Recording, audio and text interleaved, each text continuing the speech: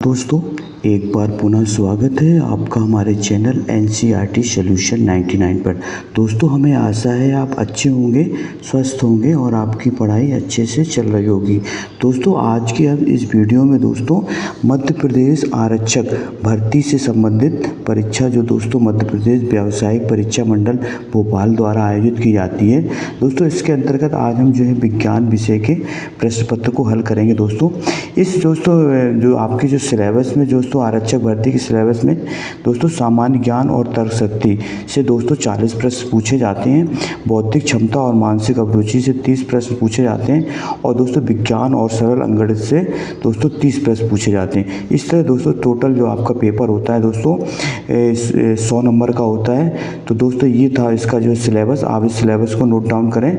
जो बच्चे पुलिस की तैयारी करना चाहते हैं उनको दोस्तों ये सिलेबस अच्छी तरह से याद होना चाहिए। तो दोस्तों इसी के अंतर्गत आज हम जो है दोस्तों सामान्य विज्ञान से संबंधित कुछ महत्वपूर्ण प्रश्न देखेंगे। दोस्तों ये प्रश्न दोस्तों आपकी जो है आगामी परीक्षाएं, चाहे दोस्तों आप MP SI, MP police, railway, SSC, bank या इत्यादि परीक्षाओं के लिए दोस्तों ये सामान्य विज्ञान के प्रश्न दोस्तों बहुत ही लाभकारी साबित होंगे। तो दोस्तों देखते हैं इन प्रश्नों को। तो दोस्तों देखते हैं आज का प्रश्न क्रमांक 1। दोस्तों प्रश्न क्रमांक 1 में क्या पूछा गया है। प्रश्न क्रमांक दोस्तों 1 में देखते हैं पहला प्रश्न क्या है। दोस्तों प्रश्न क्रमांक 1 में पूछा गया है कि विद्युत बल्ब में जो तंतु होता है दोस्तों फिलामेंट होता है किसका बना होता है। दोस्तों बताना है विद्युत बल्ब में जो तंतु होता है फिलामेंट होता है वो किस चीज़ का बना होता है। 4 ऑप्शन दिए दोस्तों, तांबा, लोहा, एल्युमिनियम और दोस्तों चौथा ऑप्शन दिया है दोस्तों टंगस्टन। तो दोस्तों इस प्रश्न का उत्तर बताइए आप क्या होगा। विद्युत बल्ब का जो फिलामेंट होता है वो किस चीज़ का बना होता है। दोस्तों जो विद्युत बल्ब में जो फिलामेंट होता है तंतु होता है दोस्तों वो जो हमारा बनाया जाता है दोस्तों वो बनाया जाता है टंगस्टन धातु का। इसको आप अच्छी तरह से याद रखें।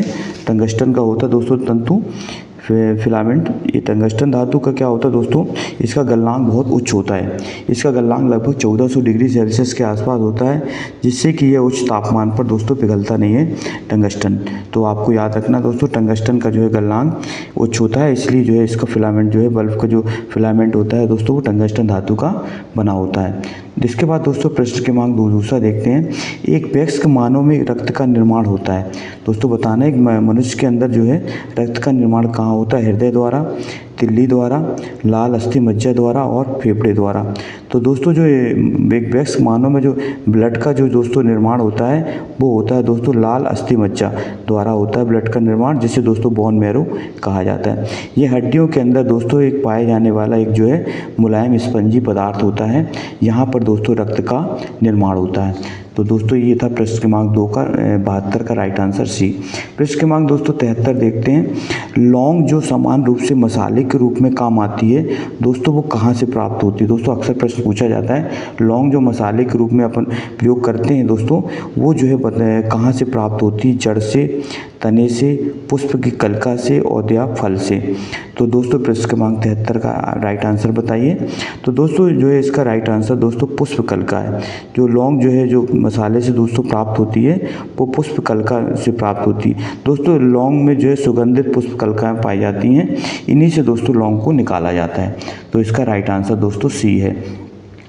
प्रश्न क्रमांक दोस्तों 74 देखते हैं। तत्काल ऊर्जा को प्राप्त करने के लिए खिलाड़ी को क्या दिया जाना चाहिए। दोस्तों प्रश्न क्रमांक 74 पूछा है अगर तत्काल एनर्जी प्राप्त करनी है तो खिलाड़ी को क्या दिया जाना चाहिए। कार्बोहाइड्रेट दिया जाना चाहिए, प्रोटीन दिया जाना चाहिए, वसा दिया जाना चाहिए या विटामिन दिया जाना चाहिए। तो दोस्तों इसका जो राइट आंसर है दोस्तों वो है कार्बोहाइड्रेट। कार्बोहाइड्रेट दोस्तों जो है सेवन से दोस्तों कार्बोहाइड्रेट जो है हमारे शरीर के लिए तत्काल ऊर्जा के लिए दोस्तों बहुत ही आवश्यक होते हैं। प्रोटीन जो है शरीर के दोस्तों टूट फूट की मरम्मत करते हैं, हमारे शरीर की जो हड्डियों की टूट फूट की मरम्मत करते हैं दोस्तों। विटामिन जो है दोस्तों सूक्ष्म पोषक तत्व हैं, इनकी हमारे शरीर में बहुत ही कम मात्रा में आवश्यकता होती है। प्रश्न क्रमांक दोस्तों 75 देखते हैं। 14 वर्ष की आयु वाले बच्चों को की वृद्धि के लिए निम्नलिखित में से सर्वाधिक महत्वपूर्ण कौन सा चीज़ आवश्यकता है।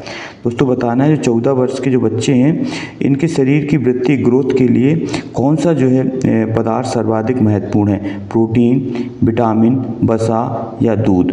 तो दोस्तों बताना है दोस्तों किसका राइट आंसर क्या होगा। तो दोस्तों जो है 14 वर्ष के बच्चों के लिए जो सर्वाधिक महत्वपूर्ण चीज़ है वो दोस्तों है प्रोटीन।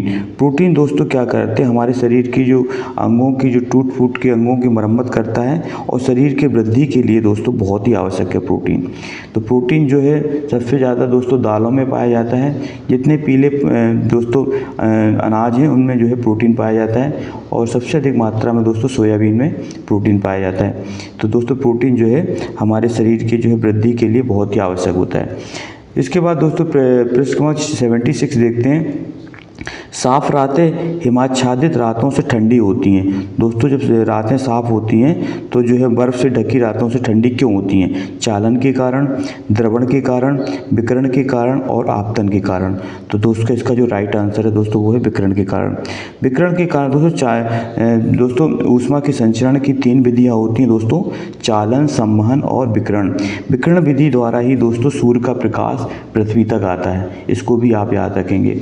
तो लगभग 8 मिनट या कुछ सेकंड में दोस्तों सूर्य का प्रकाश पृथ्वी तक आने में लगता है। इसके बाद दोस्तों प्रश्न क्रमांक 77 देखते हैं। अंशतः पानी में डूबी हुई जो है दोस्तों जो छड़ी जो है किस प्रकार प्रतीत होती है। दोस्तों ये सामान्य विज्ञान से संबंधित प्रश्न है दोस्तों।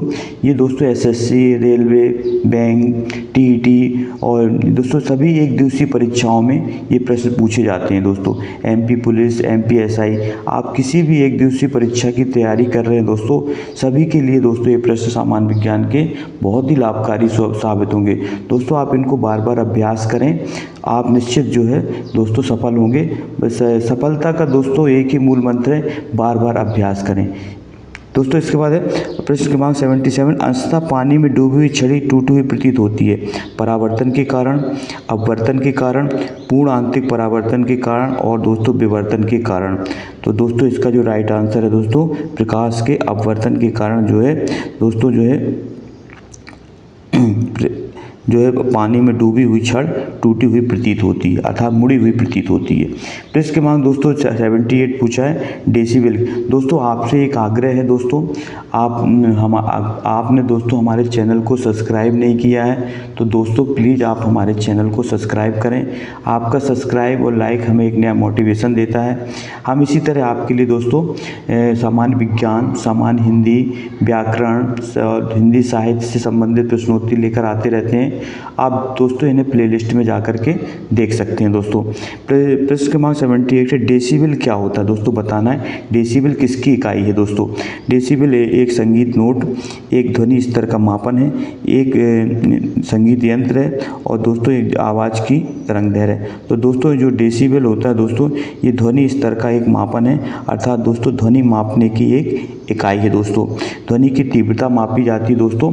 ध्वनि की तीव्रता जो है तीन प्रकार से होती है दोस्तों, श्रव्य ध्वनि, अपश्रव्य ध्वनि और पराश्रव्य ध्वनि। दोस्तों जो श्रव्य ध्वनि होती हैं उनकी जो है दोस्तों 20 हर्ट्ज से कम जो आवृत्ति की होती हैं वो श्रव्य ध्वनि होती हैं, जिन्हें हम सुन सकते हैं। 20,000 से हर्ट्ज से अधिक जो आवृत्ति की तरंगें होती हैं दोस्तों वो पराश्रव्य ध्वनि में आती हैं। इसके दोस्तों डेसिबल जो है ध्वनि की तीव्रता की मापन की इकाई है और दोस्तों इसको शॉर्ट में डीबी लिखा जाता है। इसके बाद दोस्तों प्रश्न क्रमांक 79 दोस्तों पूछा गया है बायोगैस में पाई जाती है। बायोगैस में कौन कौन से दोस्तों पदार्थ होते हैं। 50 से 70% मीथेन, 30 से 40% मीथेन, 10 से 20% मीथेन, 80 से 90% मीथेन। तो दोस्तों बायोगैस में जो है 50 से 70% दोस्तों मीथेन पाई जाती है। इसको आप अच्छी तरह से याद रखना दोस्तों। मीथेन का संकेत होता है दोस्तों CH4 दोस्तों मीथेन होता है। ये दोस्तों हाइड्रोकार्बन के अंतर्गत आता है और इसमें जो है 50 से 70% दोस्तों मीथेन पाई जाती है बायोगैस में दोस्तों। इसके अतिरिक्त दोस्तों जो बायोगैस में दोस्तों कार्बन डाइऑक्साइड CO2 भी पाई जाती है दोस्तों और दोस्तों कुछ मात्रा में इसमें नाइट्रोजन भी होती है और दोस्तों हाइड्रोजन और H2S। दोस्तों सबसे अधिक मात्रा में दोस्तों 50 से 70% जो पाई जाती है वो दोस्तों है मीथेन गैस। इसके बाद दोस्तों प्रश्न क्रमांक 80 पूछा गया है, एल्युमिनियम का सबसे महत्वपूर्ण अयस्क कौन है। दोस्तों बहुत ही महत्वपूर्ण क्वेश्चन है। एल्युमिनियम का अयस्क बॉक्साइट, कैलामाइन, कैलासाइट और गैलेना। तो दोस्तों बताना है एल्युमिनियम का सबसे महत्वपूर्ण अयस्क कौन है। दोस्तों एल्युमिनियम के बहुत सारे अयस्क होते हैं दोस्तों, जिनमें से आपको क्रायोलाइट, कोरंडम, डायस्पोर, ये दोस्तों एल्युमिनियम के मुख्य अयस्क होते हैं, जिनमें एक मुख्य अयस्क दोस्तों है बॉक्साइट। तो दोस्तों बॉक्साइट एल्युमिनियम का अयस्क है दोस्तों। इसका सूत्र होता है Al2O3 × 2H2O। दोस्तों ये भी सूत्र भी याद रखें, Al2O3 × 2H2O। तो दोस्तों ये जो है दोस्तों ये एल्युमिनियम का अयस्क है बॉक्साइट। इसका सूत्र होता है Al2O3 × 2H2O। इसको आप अच्छी तरह से याद रखेंगे दोस्तों। तो और इस दोस्तों पृष्ठ क्रमांक 81 देखते हैं, गतिज ऊर्जा को विद्युत ऊर्जा में। दोस्तों गतिज ऊर्जा काइनेटिक एनर्जी को इलेक्ट्रिक एनर्जी में बदला जाता है। किस के द्वारा बदला जाता है? विद्युत मोटर द्वारा, डायनामो द्वारा, विद्युत चुंबक द्वारा या अमीटर द्वारा। तो बताना है गतिज ऊर्जा को दोस्तों विद्युत ऊर्जा में बदलने वाले यंत्र का नाम बताना है। तो दोस्तों इसका जो राइट आंसर है दोस्तों वो है दोस्तों डायनामो। डायनामो दोस्तों क्या करता है? यांत्रिक ऊर्जा को दोस्तों विद्युत ऊर्जा में बदलता है दोस्तों। ये इसको दोस्तों जनरेटर भी कहा जाता है। इसको अच्छी तरह से याद रखें। तो दोस्तों ये डायनामो यांत्रिक ऊर्जा को विद्युत ऊर्जा में बदलता है, जबकि दोस्तों विद्युत मोटर जो है विद्युत ऊर्जा को यांत्रिक ऊर्जा में बदलता है। इसको भी आप याद रखेंगे। तो दोस्तों ये था प्रश्न क्रमांक 81 का राइट आंसर बी डायनामो। इसको दोस्तों जनरेटर भी कहा जाता है। दोस्तों ये जो डायनामो या जनरेटर है ये विद्युत चुंबकीय प्रेरण के सिद्धांत पर कार्य करता है, जिसको दोस्तों फैराडे ने दिया था दोस्तों। इसके बाद दोस्तों तो प्रश्न क्रमांक 81 का राइट आंसर दोस्तों बी है। प्रश्न क्रमांक दोस्तों 82 देखते हैं। 82 में क्या पूछा गया दोस्तों? मानव शरीर में वसा का संचयन होता है। दोस्तों बताना मानव शरीर में जो फैट है, फैट का संचयन कहाँ होता है? एपिथेलियम कोशिका में, एडिपोज ऊतक में, एपिडर्मिस में या यकृत में। तो दोस्तों इसका जो राइट आंसर है दोस्तों वो है एडिपोज ऊतक। दोस्तों एडिपोज जो ऊतक है इसे वसा ऊतक कहा जाता है।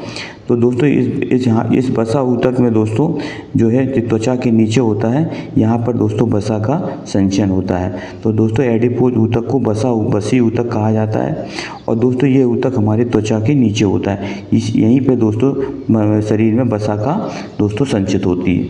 इसके बाद प्रश्न क्रमांक 83 देखते हैं। मानव शरीर में धमनियों का क्या काम है? दोस्तों बताना है मानव शरीर में धमनियों का क्या काम है। 83 में दोस्तों हृदय से रुधिर का वहन करना, रुधिर को शुद्ध करना, श्वेत रुधिर रानियों का निर्माण करना, रुधिर वापस हृदय को ले जाना। तो दोस्तों बताना है 83 का राइट आंसर। तो दोस्तों इसका जो राइट आंसर है दोस्तों वो है ए, हृदय से रुधिर का वहन करना। दोस्तों हृदय से जो है ऑक्सीजन युक्त रक्त को दोस्तों पूरे शरीर में जो है दोस्तों पहुंचाने का कार्य दोस्तों ये धमनियां करती हैं। तो धमनियों का कार्य होता है दोस्तों हृदय से रुधिर को शरीर के समस्त अंगों तक पहुंचाना। तो दोस्तों इसका राइट आंसर दोस्तों ए है। इसके बाद दोस्तों प्रश्न क्रमांक 84 देखते हैं। प्रश्न क्रमांक 84 में क्या पूछा गया है? प्रश्न क्रमांक दोस्तों 84 में पूछा गया है ईसीजी उपकरण किसको दर्ज करता है? दोस्तों बचाना है ईसीजी। दोस्तों ईसीजी का जो दोस्तों फुल फॉर्म होता है दोस्तों ईसीजी, इसको बोलते हैं इलेक्ट्रोकार्डियोग्राम। इस इलेक्ट्रोकार्डियोग्राम है इसका दोस्तों पूरा नाम। और इसका बताना है इसका किस लिए उपयोग किया जाता है। हृदय पेशियों का विभवांतर ज्ञात करने में, श्वसन की दर ज्ञात करने में, ग्लोमेरुलर फिल्ट्रेशन की दर ज्ञात करने में, पंप किए रुधिर का आयतन ज्ञात करने में। तो दोस्तों इलेक्ट्रोकार्डियोग्राम ईसीजी का उपयोग दोस्तों किया जाता है हृदय की लय और गति को ज्ञात करने में। तो दोस्तों इसका जो लास्ट है दोस्तों हृदय पेशियों का जो विभवांतर होता है दोस्तों वो ज्ञात करने में इसको किया जाता है। तो दोस्तों ईसीजी का जो उपयोग है दोस्तों वो हृदय की गति को रिकॉर्ड करने में दोस्तों इसका उपयोग किया जाता है ईसीजी। दोस्तों इसके बाद दोस्तों प्रश्न क्रमांक 85 देखते हैं। आज का दोस्तों अंतिम प्रश्न है ये, आहार में आयोडीन की कमी से दोस्तों बताना कौन सा रोग होता है। दोस्तों बहुत ही महत्वपूर्ण क्वेश्चन है, अक्सर परीक्षाओं में पूछा जाता है कि आहार में आयोडीन की कमी से कौन सा रोग होता है। रिकेट्स रोग, मोटापा रोग, स्कर्वी रोग और दोस्तों घेंगा रोग। तो दोस्तों जैसा कि बच्चों से आपको पता होगा कि जो आहार में जब आयोडीन की कमी होती है तो दोस्तों घेंगा रोग होता है। घेंगा रोग को दोस्तों ग्वाटर भी कहा जाता है, ग्वाटर रोग भी कहा जाता है। और दोस्तों इसके कारण क्या होता है, थायराइड ग्रंथि जो है बढ़ जाती है। तो थायराइड ग्रंथि की बढ़ती है दोस्तों, वो जो है आयोडीन की कमी से होता है रोग ये। इसको आप अच्छी तरह से याद रखें। दोस्तों रिकेट्स को सूखा रोग कहा जाता है, ये विटामिन डी की कमी से होता है दोस्तों। और स्कर्वी दोस्तों ये जो है सूखा रोग होता है, दोस्तों विटामिन सी की कमी से होता है स्कर्वी रोग। और इसमें दोस्तों जो है मसूड़ों से दोस्तों खून आना या मवाद आना दोस्तों ये स्कर्वी रोग के लक्षण हैं। तो दोस्तों ये थे आज के दोस्तों महत्वपूर्ण प्रश्न। आई होप यू दोस्तों आपको ये प्रश्नोत्तरी पसंद आई होगी दोस्तों आपसे एक पुनः आग्रह है दोस्तों, आप हमारे चैनल को दोस्तों सब्सक्राइब कर दें, दोस्तों लाइक कर दें और दोस्तों ज़्यादा से ज़्यादा इस प्रश्नोत्तरी को दोस्तों अपने दोस्तों में शेयर करें। दोस्तों आपका दिन शुभ हो दोस्तों। जय हिंद, जय भारत, वंदे मातरम।